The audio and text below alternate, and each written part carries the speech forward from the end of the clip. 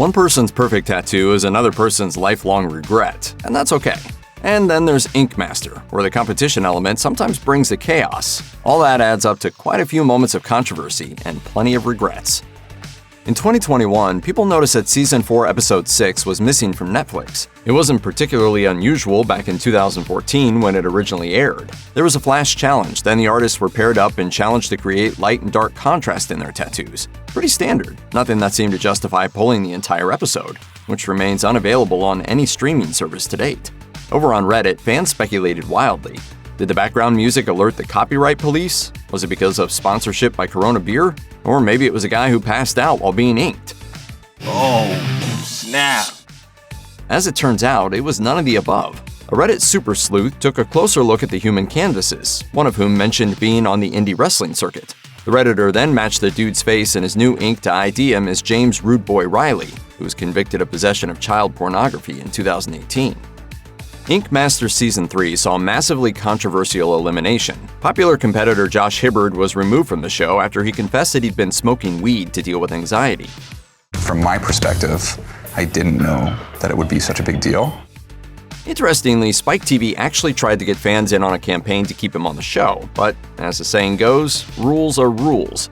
Hibbard violated the terms of his contract. If you can't handle the pressure, you shouldn't be in a competition.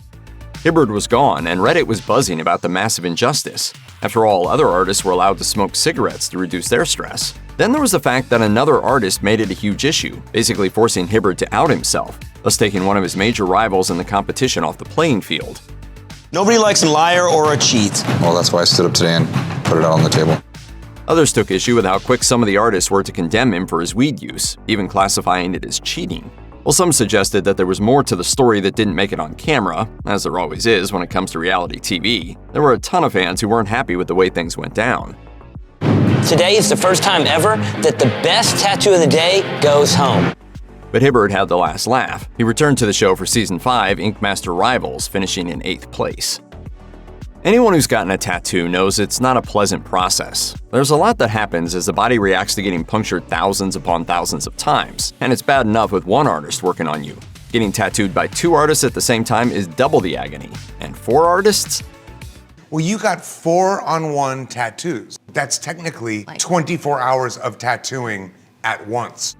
Yep, that's what happened on Season 2 of Ink Master Redemption to a canvas named Catherine, known to fans as Cheetah Girl, who was openly ridiculed for reacting to the amount of pain she was in. Viewers were wildly uncomfortable watching not only her pain, but artists mocking her for suffering a panic attack during the session. What did the professionals have to say?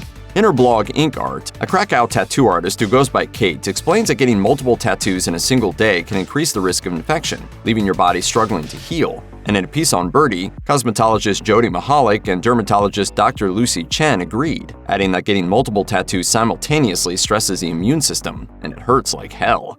In other words, it's not ideal. While the artists on Ink Master are professionals, mistakes happen, which presents a number of ethical questions. Should obvious mistakes be called out before they're permanently inked on someone's skin? The human canvas is going to have to walk around with that tattoo for the foreseeable future after all. But although stopping a mistake in time might be the right thing to do, it doesn't happen. Where's the lips? There are a ton of examples, including pinup girls with 2 right feet and other anatomical impossibilities, upside down and incorrect flags, and way too many spelling mistakes for a group of professionals to be making. Can you read for us what it says on that banner? 1 Corinthians 13, 1 through 7. Read it again. Well, there's no question that human canvases know what they're signing up for and sign contracts to that effect. Does that excuse artists and judges from perhaps not calling out errors in the spirit of competition?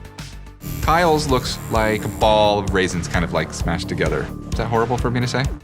As one Redditor observed, competitors seeing major anatomical issues and just giggling to themselves is evil. It looks like a silverback gorilla with a wig. And another felt that the show encourages artists to set up their fellow artists to do subpar work. Another called out an instance where a tattoo was done with backwards thumbs, even after it was brought to the attention of the artist. That's impossible. This isn't just a single moment, but many, many moments, and it's a massive problem with the show. If you take a look through the Reddit posts that talk about troubling trends on Ink Master, you find out pretty quickly that a lot of people are bothered by the rampant sexism and misogyny on the show, and there's plenty to back them up. It's not just the fact that when nude models are required, they're mostly women, or that the dudes assume women's pain tolerance to be non-existent. The edits have also played up male-female relationships, with women, specifically Marissa Loren and Megan Jean Morris, being portrayed as man-crazy dilettantes rather than the badass artists they are. Marissa, some would say that you came in with one master and left with another. Others have pointed out that tattoos done on women frequently get criticized for not being feminine enough, with no consideration given to what the artist and canvas wanted. Some watching the seasons in reverse order have said it's even more obvious just how misogynistic it is, with one poster saying, "The first few seasons are very much a product of their time, really interesting if you view it as a documentary about society." And then there's the fact that it took until season 8 to have a female winner, Ryan Ashley Malarkey, and it hasn't gotten much better. Fast forward to season 16, and Redditors are still calling out sexism. This is truly one of the only French-made pinups where all I would like her to do is clean the house.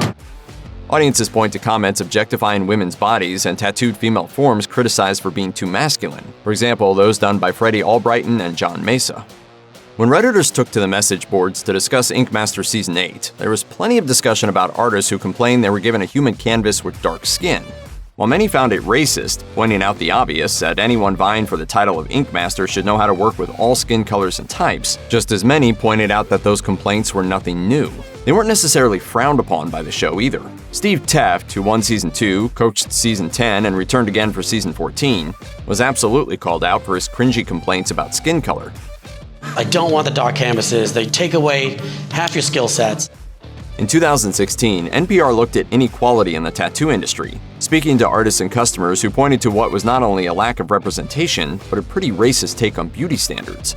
And here's the thing, at the time, it seemed as though Ink Master was part of the problem. NPR noted that the show's Instagram page featured 0 images of tattoos done on black skin. For every great tattoo that's done on Ink Master, there are at least a handful that are questionable. And if you're wondering whether the show makes sure everyone walks away happy, the answer is not really. Do you know how bad I want to punch you in the face right now? Human canvases volunteer at their own risk. Sure, there are some iffy Ink Master pieces a disappointed canvas might be able to talk themselves into liking. And then there's Acid Cat.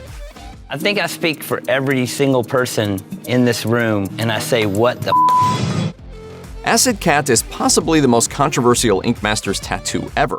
It's equal parts disturbing, weird, and perhaps funny for anyone it's not permanently inked on. Is it a cat tripping on acid? Is it a cat being dissolved in acid? Honestly, either interpretation works. And that kind of says it all right there. There are multiple Reddit threads dedicated to debating the merits of the design, but the fact that it's an absolute monstrosity is inarguable. One Redditor summed it up, writing, "It's honestly so bad it's good. Like, how do you do that by accident? I think you don't. LOL, we've started to love it in our house." Another poster put it succinctly, "Me at the age of 9 with the spray can tool on MS Paint." But for every person who hated it, there were others who absolutely loved it. Art is subjective, even when maybe it shouldn't be. The tattoo industry seems like it might be a fun scene to get into, but there's a dark side to it. There are plenty of stories of hazing rituals and unprofessional artists that are inevitable in a highly unregulated industry. That's my credo, no regrets. This brings us to something that many fans of Ink Master find questionable. Artists who include personal details and the tattoos they ink on another person's skin. Perhaps the most egregious example was a clock where the artist used the time of his own birth. Personally, I think that's pretty egotistical to put the time of your birth into someone else's tattoo. But there was more than one Ink Master artist who left a personal signature on a canvas's body. Clean Rock 1 said that his trademark was using his own front teeth and skull tattoos, and Alex Rockoff used his own girlfriend as the reference on a surrealistic back tattoo. She's hot, it'll work. Rockoff's was unanimously voted the worst of the bunch for that challenge. Once again, it's about ethics on Ink Master and in tattooing in general. Over on Reddit, some didn't see anything wrong with adding a personal detail to a piece, as long as it was still in line with what the client wanted. But others condemned it as egotistical, disrespectful, and narcissistic, and said that if it were their tattoo, they'd definitely feel uncomfortable. Reality shows thrive on drama, and Ink Master is no exception. One of the most high-profile feuds is between artist Kyle Dunbar and Judge Chris Nunez. What's up, Kyle? What, are you gonna mad dog me? Just call you a Nunez claims he was always only about pushing Dunbar to be better, but Dunbar saw it differently. In an interview with M Live, he remarked, If you train your dog by scolding every time it does something wrong, it cowers from you for some time. Eventually, if you beat it up a bit, it strikes at you. Dunbar later reignited the controversy on Reddit, claiming that producers tried to amp up the conflict by suggesting lines and pressuring people to behave in a certain way for maximum drama. He even suggested that producers spread rumors among the cast to create tension, writing, "They do try to start things, and it is uncomfortable sometimes." It's no surprise that Dunbar took issue with the way his beef with Nunez was edited for air, claiming that even incidents where Nunez appeared to compliment him weren't sincere. Was it fair? Dunbar didn't think so, sharing, "Sometimes an artist would have a full day of interviews. They keep you in there until they get what they want." Which brings us full circle. For anyone who's tempted by the idea of a free tattoo, volunteer to be an Ink Master human canvas at your own risk.